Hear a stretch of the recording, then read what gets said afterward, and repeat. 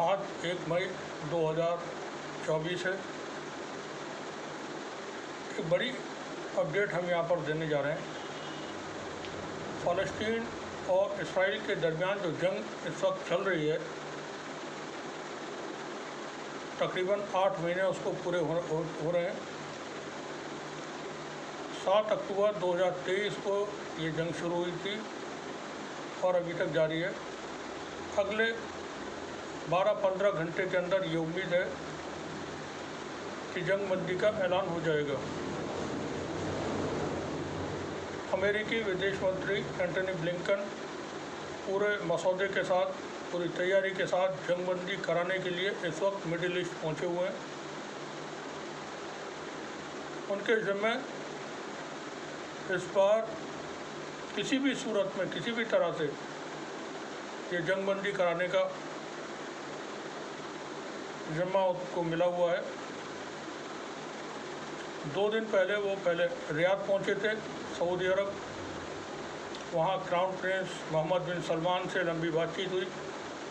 Saudi अरब की तरफ से, क्योंकि अरब मुल्क अपना पूरा स्टांस ले चुके हैं और वो पहले बता चुके हैं तमाम बातें, तो सऊदी अरब की तरफ से बात साफ कर दी गई है।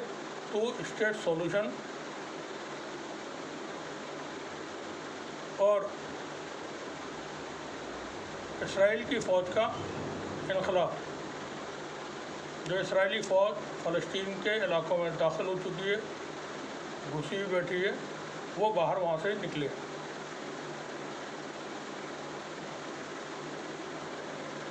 इसको लेकर के हमने पहले भी रिपोर्ट की थी और बताया था कि पेरिस के अंदर एग्रीमेंट हो चुका था, उस पर साइन हो चुके थे। बाद में इसराइल उस एग्रीमेंट से बाहर निकल गया था बहानेबाजी करके, क्योंकि वो जंग बंदी नहीं चाहता था।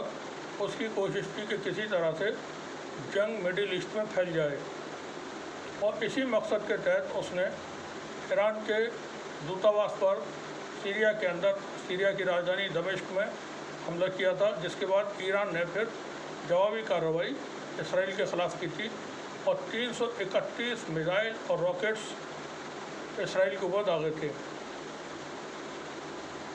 हमास और फतह, ये 2 बड़े अहम ग्रुप हैं फ़लस्तीन के। इनके टॉप लीडर्स चीन पहुंचे हुए थे। चीन में उनकी मुलाकात चीन के ऑफिशियल से, बड़े लीडर से हुई।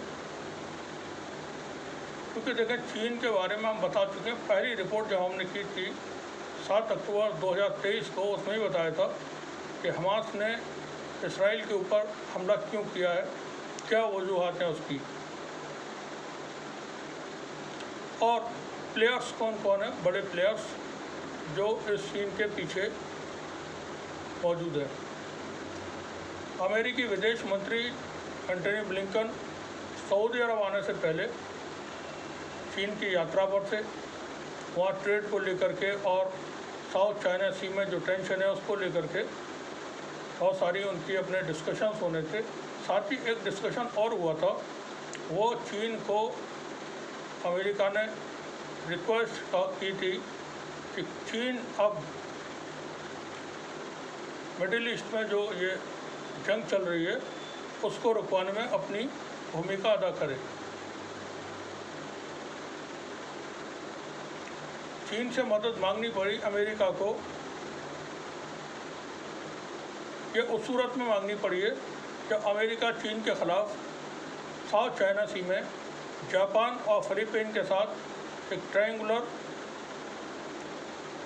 महाज बना करके बैठा हुआ है।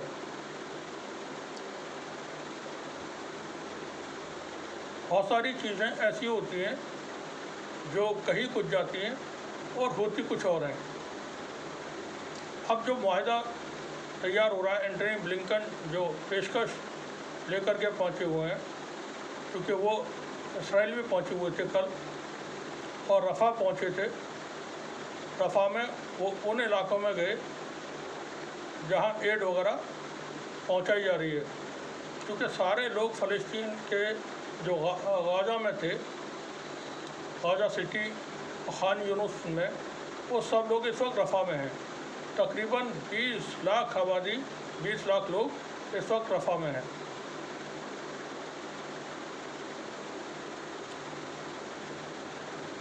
जो हमने बताया कि गाज़ा सिटी, खान यूनुस, ये पूरे तरह से तबाह हो चुके हैं। इसराइल ने जो बमबारी की, एयर स्ट्राइक्स किए, उसमें जो भी इमारतें थीं वो सब की सब तहस नहस हो गई। वहाँ रहने के लिए कुछ बचा नहीं है, खंडर बाकी बचे हैं। लोग वापस भी जा रहे हैं वहाँ पर। जंग की सूरत हाल अभी बाकी है, जंग तो चल रही है वहाँ पर, लेकिन वो इंटेंसिटी बहुत कम हो गई है। छोटी झड़पें हो रही हैं रात के वक्त में, ख़ास तौर से इसराइल की फ़ौज पहुँचती है, दूसरी तरफ से कार्रवाई फ़लस्तीन के ग्रुप्स करते हैं। अब ये जंग का मुआहदा लगभग तैयार है। इसराइल एग्री कर चुका है। दारोमदार फ़लस्तीन के ग्रुप पर यानी हमास के ऊपर है। याहिया सिनवर क्या इसमें कदम उठाते हैं, क्या वो जो बातें हैं, जो शराइत एग्रीमेंट में मौजूद हैं, उनको एक्सेप्ट करते हैं या नहीं करते। तो हम ये बता दें, अगर उन्होंने एक्सेप्ट कर लिया तो फिर 40 दिन के लिए ये जंगबंदी होगी, जिसमें इसराइल के जो बंधक हमास के पास मौजूद हैं, 40 बंधक रिहा किए जाएंगे 40 दिन के अंदर। हर रोज़ एक बंधक की रिहाई होगी। बदले में इसराइल 1000 से ज़्यादा फ़लस्तीनी नागरिक जो इसराइल की जेलों में बंद हैं, उनको रिहा करेगा। यानी 40 के बदले में 1000 से ज़्यादा फ़लस्तीनी रिहा होंगे। हर रोज़ एक बंधक रिहा होगा। उसी वक्त जिस वक्त इसराइल के बंधक को रिहा किया जाएगा, इस फ़लस्तीन के लोगों को इसराइल रिहा करेगा अपनी कैद से। ये अदला बदली जो होगी कैदियों की, बंधकों की, उसमें UN के लोग मौजूद रहेंगे, ह्यूमन राइट जो संस्था हैं उनके लोग मौजूद रहेंगे, और दूसरे जो इदारे हैं या दुनिया की जो बड़ी ताकतें हैं, उनके अपने ख़ास लोग वहाँ पर, उनकी निगरानी में ये सब कुछ चलेगा। दोनों तरफ से किसी तरह का कोई सिंगल शॉट भी नहीं चलाया जाएगा, ये भी वहाँ पर तय हो चुका है। एक भी गोली नहीं चलेगी इस दौरान। इसराइल अपनी फ़ौजों को फ़लस्तीन के इलाकों से बाहर निकालेगा, और 40 दिन के बाद जब ये मुआहदा आगे बढ़ेगा तब और बातें उसमें डिस्कस होंगी। वहाँ पीस कीपिंग फोर्स तैनात करने की बात है, तो उसमें जो OIC की फ़ौज है, OIC के मुल्कों की फ़ौज, और जिन मुल्कों ने सीज़ फायर के लिए वक्त पर डिमांड की थी, उनकी फ़ौज को तैनात करने का मसौदा तैयार किया जा रहा है। तो अभी की जो जानकारी थी, बहुत ख़ास अहम जानकारी, वो हमने बताने की कोशिश की कि अगले 12 से 15 घंटे के अंदर, मैक्सिमम 24 आवर्स के अंदर ये ऐलान हो जाना चाहिए कि जंगबंदी फ़लस्तीन और इसराइल के बीच हो गई है। क्योंकि एंटनी ब्लिंकन को बाइडेन एडमिनिस्ट्रेशन की तरफ से ये पूरी जिम्मेदारी दी गई है कि वो इस बार खाली हाथ नहीं आना है, जंगबंदी करा के आना है। अक्टूबर में अमेरिका में चुनाव होने जा रहे हैं।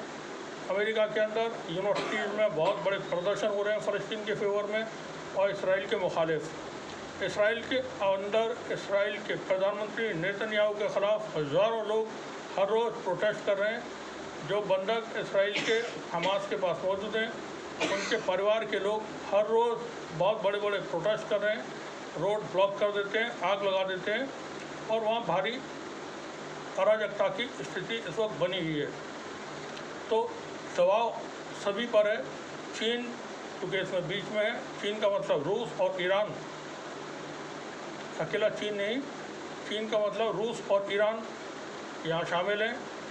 और जैसे कि हमने बताया, हमास और फतह ग्रुप के लोग चाइना पहुँचे हुए थे। सारा डिस्कशन चाइना ने वहाँ किया है, और उन्होंने चीन की तरफ से बता दिया गया है, फतह को भी और हमास को भी, कि आपको पेरिस एग्रीमेंट में जो बातें हुई थी उस पर रहना है, उससे बाहर नहीं होना।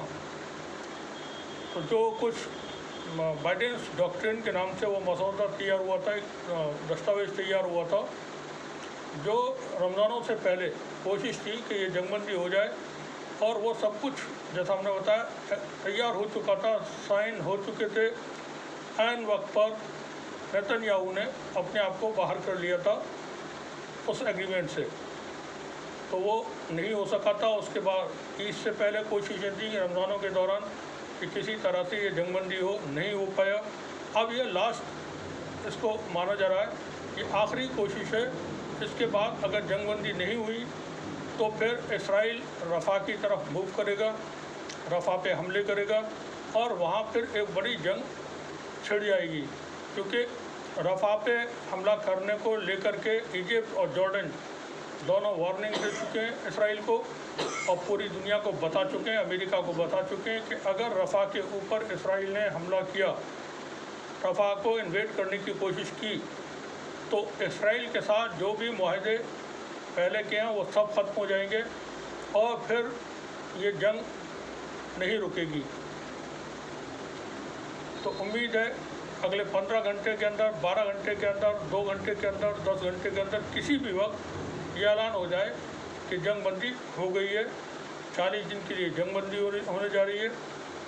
और याहिया सिनवर के ऊपर सबकी निगाहें इस वक्त टिकी हुई हैं कि वो क्या कहते हैं, क्या कदम उठाते हैं। कुछ मीडिया रिपोर्ट्स इस तरह की भी हैं कि फ़लस्तीनी ग्रुप्स ने जो प्रपोज़ल दिया गया है उनको, वो रिजेक्ट कर दिया, लेकिन अभी हम इसकी कोई पुष्टि नहीं करते हैं। वो ट्वीट्स एक्स पर मौजूद हैं कुछ लोगों के, लेकिन उसकी पुष्टि नहीं करते हैं, क्योंकि किसी मातबर ज़राए से ऐसी कोई ख़बर अभी तक नहीं आई है। शुक्रिया आप सभी का।